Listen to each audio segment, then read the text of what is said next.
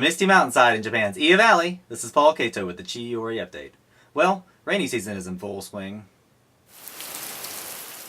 Sometimes it feels like the entire Pacific Ocean is dumping on our heads. Heck, you can even find little blue crabs climbing between the rocks.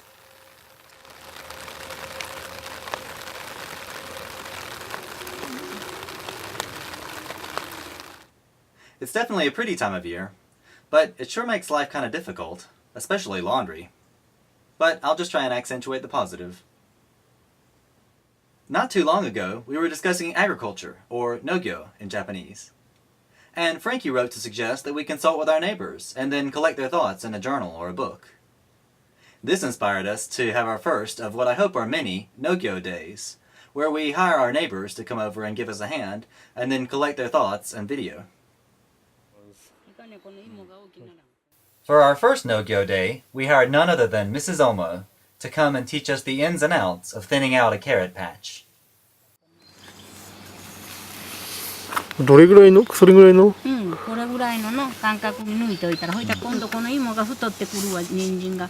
ほいたらもう太いのから抜いて食べたらええんじゃわ。ほいたら後のがまた大きになってくるきんの。これもっとこんないうちにつまんで引いてあげたらよかったんだけどね。それ私ポールさんに天ぷらにでもしてくれろって言ったけど、その天ぷらっていうのが男の人じゃき。ああ、めんどいからね。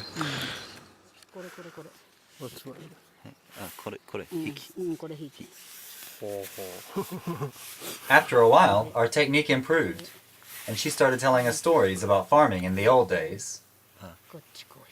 それ燃えたらぬくもったらちゅんか、刈り干しがしたら生えてくるんが早い気にね、そういうにして。なんせ百姓というのも大変だったわ。今はみんなせんけんだの。みんな今はせん、タバコもせん、じゃがいも作って茶摘んだらもう他にそう急ぐこともないけど。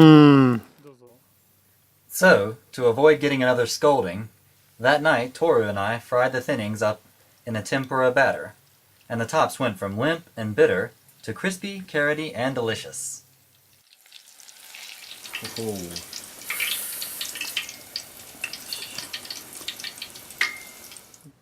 Well, that about does it for this episode.